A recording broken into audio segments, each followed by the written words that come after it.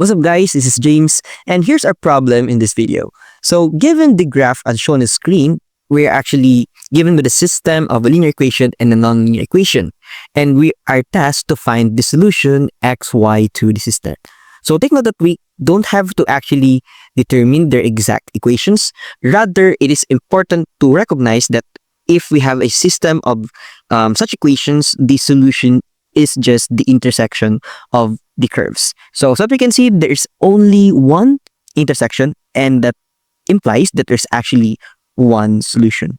So all we have to do is to just determine its coordinates. So take note that we counted horizontally, there's actually 4 units to the right.